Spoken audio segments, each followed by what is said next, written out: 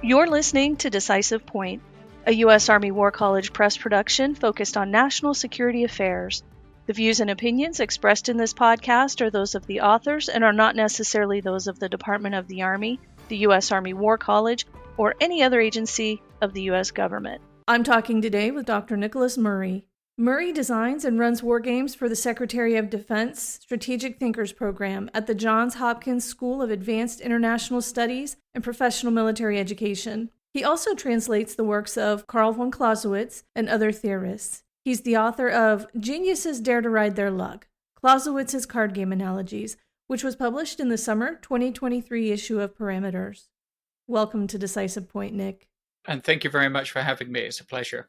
Your article asserts that scholars have been using the wrong card games to analyze Clausewitz's analogies on war, which has led to errors in understanding his ideas. Please expand on that.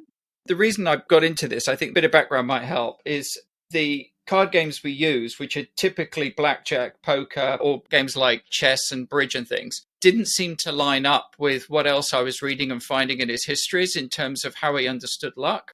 And so as I dug into it, the question struck me, which was what games would he have actually been familiar with and what would he have played? And except for chess, the other games weren't popular or even invented at the time of his life or writing. So I started to look into that. What I found was the games that he had in mind and was actually discussing, often sometimes explicitly, were different stochastically in terms of luck. They were different in terms of player interaction. And they were different in terms of things like cheating, which was an inherent part of almost all the games with which he was familiar. Taking that into account, it meant that contemporary analogies using, say, blackjack, where one can card count, you can change the strategy of playing against the casino in your favor, for example. That simply didn't exist. And so he wasn't thinking about something like that. He was thinking about something far more chance-ridden than we have in mind. Which card games was Clausewitz likely talking about? The three I've been able to identify, along with something called Würfel, which is a version of a variety of different dice games, which is simply you roll a dice and bet on it, sort of like craps, I suppose. But the three main ones are games called Faro, Scat, and Hombre. And these were games that were familiar to Clausewitz. He explicitly references to and implicitly references Scat via phrases that occur within that game. And these card games are much different from the ones we would think about in terms of blackjack or poker. I think it's worth the reader just having a quick understanding, if that would be helpful, I think, of what these entail. Faro is often described as little better than playing dice. It's a banking game based on an older game called Basset. Multiple players can play. The banker turns over a card and you bet on a number. And if your number is matched by the card that turns up, you can win. And then the bets, depending on how you play, typically you can win 10, 20, 30, 40, 50, 60 times your stake, depending on the way that the bank is set up. So it's enormously risky. It's inherently wonderful for the banker. It's typically known as one of the most fraudulent games. That's right across cultures, I found as well, which is quite interesting. It's all on the turn of a card. It's essentially all about luck. There's really no skill involved. And there's no player interaction either, which is one of the things that current scholars often, when they talk about card games, talk about the interaction between players. So one of the main games that Clausewitz explicitly references has virtually no interaction with players and is almost exclusively luck-based. It's fundamentally different from often how we look at and interpret what he's saying.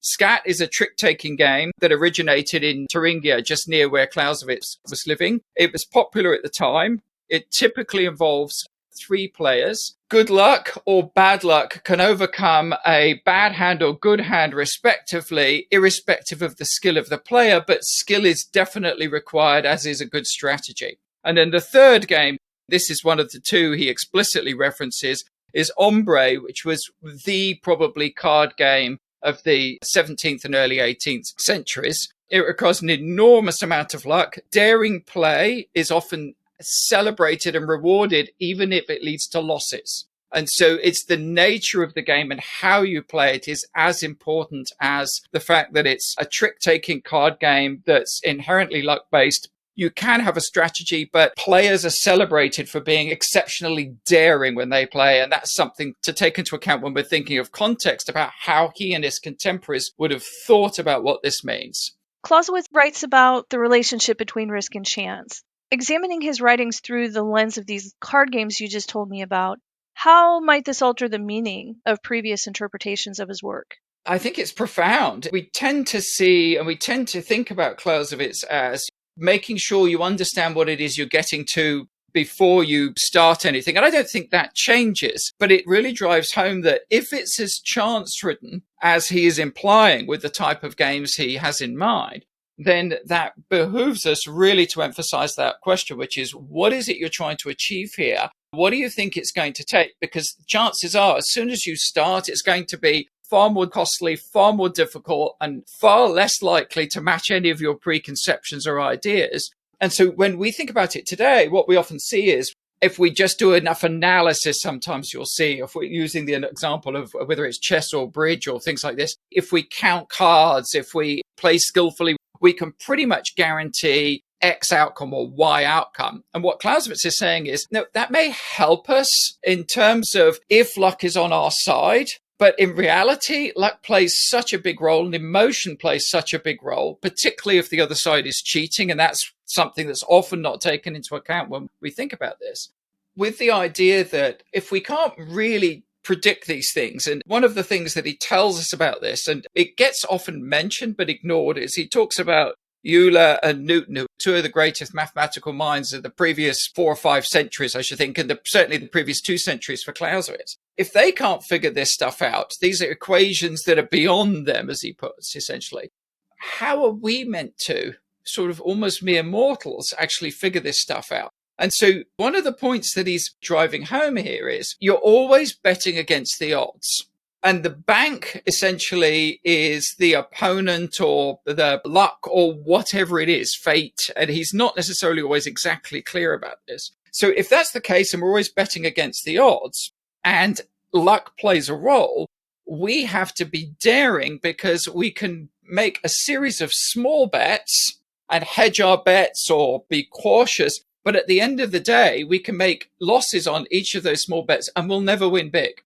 Even if we win the occasional bet, we're not going to actually win the war or win that particular part of the campaign or whatever it is that we're trying to do at that particular moment. So his argument to a certain extent is, if you believe you've made all the right choices, you've massed your force, you've done the things you're meant to do, you need to commit and you need to dare to win, essentially. So when he's then looking at historical examples, he looks at Frederick, he looks at Napoleon, and he's often sarcastic as well with both of them, but particularly with Napoleon. But one of the things he really highlights is how important daring is and the moral courage to make a bold decision. And he frequently excoriates those historical commanders who failed to do that. He's absolutely scathing, feeble-minded beetles, he calls the Austrian generals, scurrying around on the battlefields in 1796.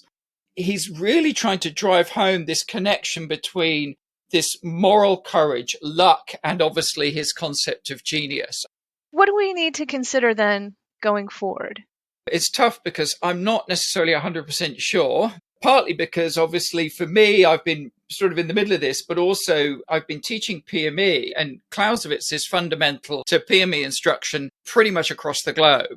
The standard translation is the Howard and Perret translation, and it's important because they downplay the role of luck and they emphasize and actually enhance far more than Clausewitz does the role of rationality. And there's a number of reasons for that. A number of scholars, Professor Echeverria, Professor Hugh Strawn, a number of scholars have looked at this and talked about these issues. What this tells us to a great extent is actually that's in many respects not only wrong, but fundamentally misleading that Howard and Perret have emphasized this. We understand why they did it. The Cold War was going on and they're trying to de-risk catastrophic thermonuclear war, essentially, or reduce the likelihood of it. But the problem we have for scholars is we're teaching service personnel to make decisions in the future using this. Well, if he's not actually talking about something that's fundamentally predictable in a way that we've often implied, if not explicitly stated, what does that mean for the types of decision making, the types of officers or officer education? And I think for the services, it's profound because I think we really have to emphasize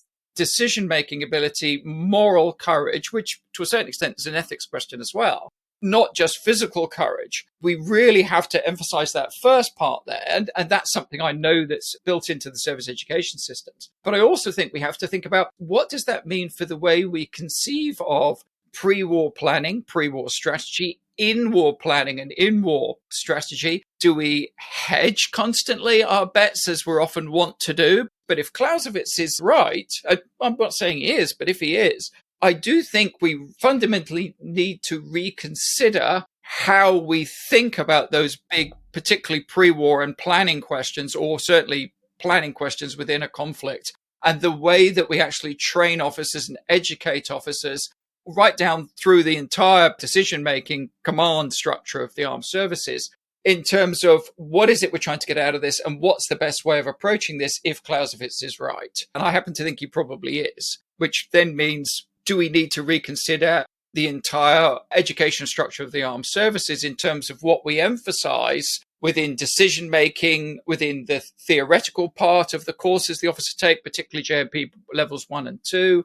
And I think with that in mind, we also need to think about, do we provide enough context within the education system to explain what he's getting at? And I'd argue, if what I've learned in researching this is any indication, we don't provide necessarily enough context for the officers and decision makers to actually fully understand what the philosophers or theorists were talking about, for the officers to extract the most utility out of what they're learning. And that's ultimately what we need them to do. It's not just developing their brains, it's extracting utility from their education as well. Do you have any concluding thoughts you'd like to share? I do think we need to relook at the version of On War that we use in PME. There are other versions out there, whether they're ideal or not, I don't know.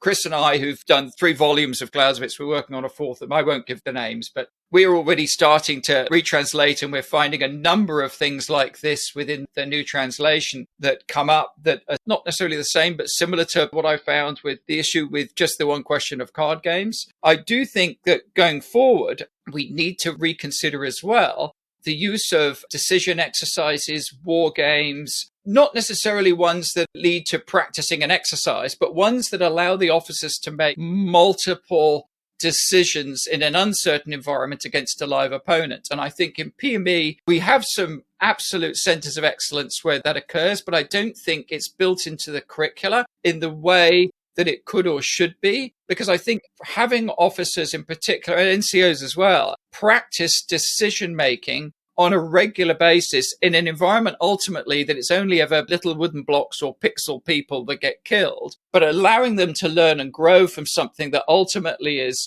low threat in terms of actual life, but it allows them to develop that ability to rapidly make and practice things like bold decision making, which of course comes with consequences. And I'll give a quick example. I had a war game about 12 years ago at Commander General Staff College. It's the Battle of Froschweiler from the Franco-Prussian War. One of my officers was doing exactly what he should be doing, which was being very bold and aggressive with the Prussian army attacking the French position. And this is from 1870. And after about 2 hours of fighting in terms of game terms, he said, I've lost several of these units. How many casualties is that, Doc? And I said, well, you've actually taken about 8,000 to 10,000 casualties in about 2 to 3 hours of fighting. And he just paused and said, that can't be right. And I said, no, that's absolutely right. And if you keep pressing on, what you're doing actually is incredibly successful. It's incredibly bold. He did press, credit to him, because I've had officers go, I can't do that, even though they're little figures on the table. Mentally, that's sometimes too much. So he pressed on and he absolutely crushed the French, even more catastrophically than happened historically. It was one of the best results in terms of that particular battle I've wargamed that I've seen. But it was one of those that moment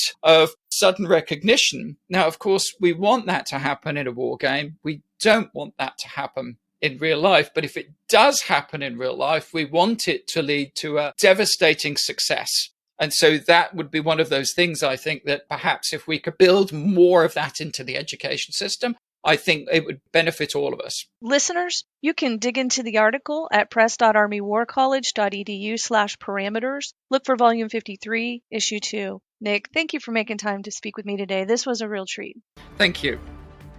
If you enjoyed this episode of Decisive Point and would like to hear more, you can find us on any major podcast platform.